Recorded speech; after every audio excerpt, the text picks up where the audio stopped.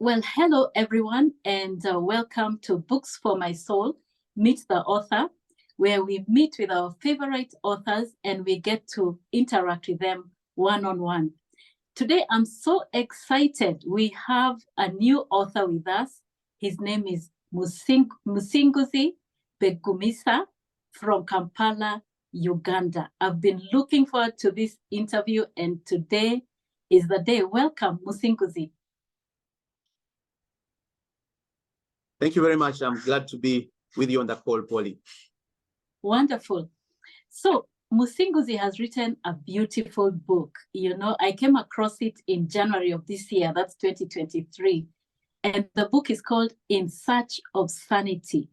And he explains how, a mental illness turned into a blessing. And that's what we'll be discussing today. You know, when I was reading it, in the book, he describes how he went through, all the top schools in Uganda, all the way up to Makerere, and then an illness called bipolar hit. And today we'll ask him to take us through that story. Musinguzi, so glad to have you once again. Maybe you can share a little bit of your life, your education, your family, and how you came to the point where you shared this story. This story. Thank you very much, Polly, for your kind words. I'm super excited to interact with your audience. I wrote a book called In Search of Sanity, How My Bipolar Disorder Turned into a Blessing. It's strange, how can mental illness be a blessing? But when you read about it in the book, you realize that indeed, by the hand of God, my pain turned into victory with his enablement. So the book came out in 2021, just after the first thick lockdown. The journey writing the book, 2005. Makerere University, I have just started the first year of my engineering degree. And I get a telephone call from back home. My parents were living in Western Uganda, deep. And the call, someone told me that, you know what, your mother has left the home. Now, you see, we had grown up in a very troublesome family. My parents had issues all the time. My dad had many wives. And we had seen her endure and suffer, and always would tell us, please study, go to school, get a degree, and my life will be a bit better. And I'm getting that call, and I'm like, where is she going? Oh my goodness, we are almost at the finish line. I'm getting the degree. Yeah. And so for some reason, I started weeping, and I didn't care who was looking at me. The night went, and I woke up a different person. Mm-hmm. Yeah. And so the exams were coming. I was not ready. I panicked, got panic attacks, ran out of the university. And when I was taken to the doctors, the doctor diagnosed it as a bipolar disorder. So that's how the journey downhill in my life began. So I started taking heavy medication, and would leave it, come back to it, get episodes, too high episodes, really. Bipolar disorder is a mental health illness which messes around with the moods of the person suffering from it by swinging you up very high levels of elation and excitement and ideas, but swings you again to the lower side. So I've had episodes on both ends. The most detrimental one on the lower end is I almost committed suicide, and the topmost at the higher end of excitement, I was incarcerated in several Ugandan prisons and eventually hospitalized in East Africa's largest mental health facility called Butabika Hospital. Yeah, so that is the journey. The book elaborates the journey with this challenge, and the ending is actually good.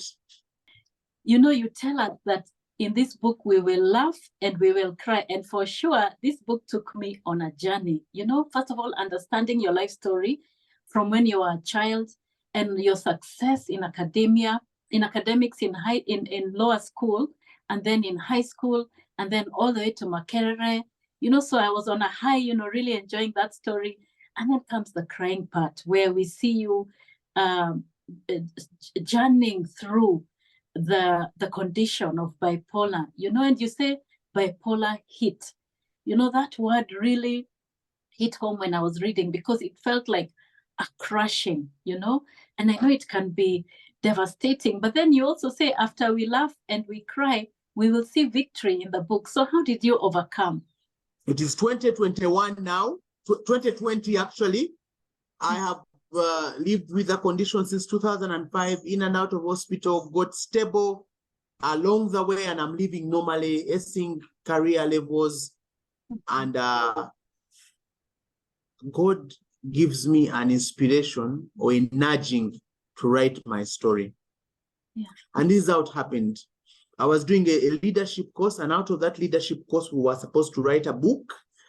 And so I got an editor, and we were interacting, and he asks me, what is your story? Yeah. That question made me shake because of the stigma. I knew I'd left that part of my life behind, that the hospitals, the medication, and all those things.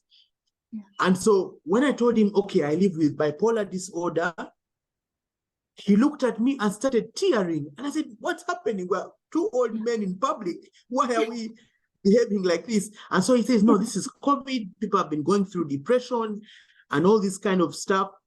And so he said, if you write that book, it's a needed kind of intervention in this era now. So I go back in the prayer closet, and Christ nudges me to write. And I say, no, I cannot write that part of my life. And for about 4 to 6 months, I'm arguing back and forth with God. So it was a choice whether to stay in the prayer closet or to leave, because he was nudging me. So eventually I wrote the book. It's a love story. I can remember the editor told me, take a short period letting out this story because it's painful. And so we said 2,000 words per day. Okay. And I would sit in the corner from 4 a.m. to 6 a.m. and cry as I wrote the words in that book. And so it is a love story to the world, but it's a love story from Jesus to the world, to tell the world that no matter what kind of mental health challenge or whatever depression or sickness you're going through, he's got you. And he'll walk through to you through to the very end. And so I wrote the book. It came out, and it has literally shaken everything that I am, because I'm talking to Polly. Who am I? You know, let me tell you, Musinguzi, you're so right, because when I came across this book, I just felt it's so special, it's so powerful, and it is so needed, because many people go through challenges in the closet, and they don't know that there's victory on the other side if you just let God guide you through it. So, you know, after 16 years of suffering this condition, you're able to write a powerful book and, you know, share your story in such a vulnerable way. But another thing I liked about it, you've written it in such a light, you know, even humorous manner, and it was so engaging. And one thing I didn't mention is to our reading audience is that this book, how I came across it is that I was in contact with a publishing house here in Kenya called Timazi, and they had actually arranged to have this book to be used in our high schools in a reading challenge. And I thought that was such a good idea, because there are those even in high school who may be going through such challenges. And that's how I came across it. I was so impressed. I wrote a review on this book, and it was used in the course of that challenge.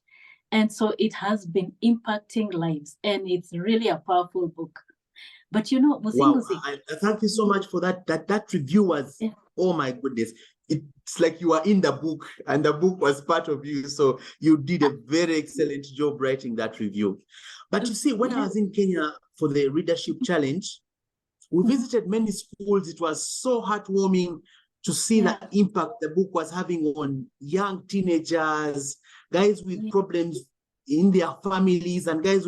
But one thing that really broke me to shreds was when we went to Joytown School, the school for the disabled and mentally impaired to some level. And there's this guy, his motor abilities were not so good, but his mind was smart. He said, "Sir, do you know why I read this book?" I said, "Why?" He said, "I saw the title, In Search of Sanity." And he said, "How can a man like me search for sanity when I don't have sanity?" It just crushed me. Then he said, "You wrote for us. You wrote for us." You know, it was so touching. The book has a very high reach. So it's not only for people who have mental health challenges. I have actually found that career people just like us, like me, and are finding it quite very helpful to deal with stressful situations and to know where to go in case the rubber hits the road and the situations are tight on them. It's a hopeful story. It's a book and a story full of hope. True hope and victory, Musinguzi. Yes. You know, and we will be amiss if I don't mention that Musinguzi is a very successful engineer, even after those challenges. And remember, we said this disorder hit when he was in university studying engineering, and he's now a very successful engineer. So this book is a story of hope and victory and joy and, you know, rising up from difficult challenges. But, you know, Musinguzi, my favorite part was about Grace, your lovely wife, you know. Maybe share with us how you met her and how that went, because I'm privy to the knowledge that you have 4 lovely daughters with your wife, Grace. Let us know how that went. How did the dating go? How did the courtship go? And so I think maybe in this short interview, you cannot get the brevity of the pain and the struggles that I was going through, living with the condition. First of all, at campus, many retakes, extremely many retakes, but in some degree, but I eventually finished it. And so when I finished, I thought, oh, I need to get a family. I want to date right. Every girl I was dating was running away from me when they would hear of my past history. So 5 girls down the road, and I'm telling God, do I even have a place in this world? I mean, first of all, I'm battling with this thing. Now I can't get a wife. God has a plan for each one of us. So I'm battling, and I share with a friend, and the friend connects who eventually became my wife. But see, when I told her everything about my condition and how I want to date and everything, she looked me in the eye and said, "You know what? I have seen potential in you, and I'm willing to risk my life with you." wow. It was like a switch. Something shifted in my core. And that's why I encourage people, don't just say words randomly like that. You can crush a destiny of a person. So from that time, we dated, got married, and I was on the roll. I finished the degree. I picked up different consultancies, did a first master's degree, did a second one, did a third one. I've got over 20 diplomas. I've traveled every part of this world, from a person who had a mental health challenge that was potentially life-altering, to a person who's influencing in the different spaces that I am in. God is real. God is alive. He can turn around your story. Amen. Amen. You know, because you said bipolar is potentially life-altering, but guess what is even more life-altering? The knowledge of God, you know, and allowing him into your life to make those powerful you know, changes in your life. I'm so excited. So at every step, guys, I would go down on my knees and cry out to Jesus, and you cannot leave me now. And he would come through. He would, sometimes I would think you've overly delayed, but somehow he comes and he's always on time. So at the different stages, the career path, the marriage, the parenting, so it's a story, it's a love story of Jesus and his impact through a man, a living creature like me, and he can do the same in your life if you let him. So the story will encourage you. It has got so many stories. You will laugh, I guarantee you. It's simply written, but there are some points where you'll have to shed a tear. I guarantee you that as well. I know. But in all that, look out for Jesus in each of the pages. So at what price can our audience expect to pick it up at on Books for My Soul? The ebook, $5 is okay, 600 Kenya shillings. I think that's the rate. Yes. So yes. I think it's affordable for an ebook, $5. If you're outside Kenya, if you're in Kenya, that's about 600 Kenya shillings.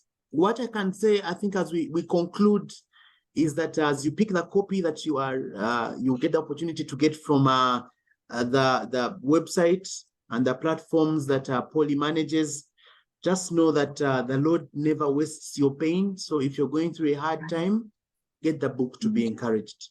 But also know that broken crayons still color.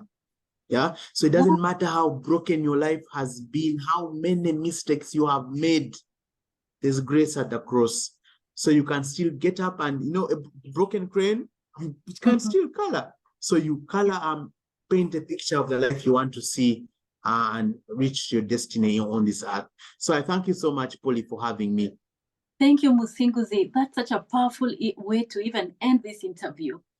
Broken crayons still color, and the grace of God is sufficient. So we will invite you back, Musinguzi. I know you probably have another book or two in your heart, but meanwhile, I encourage everyone to grab a copy of Musinguzi's book, In Search of Sanity. It will be available on Books for My Soul very shortly at that price of Kenya shilling 600 or $5 that he has mentioned.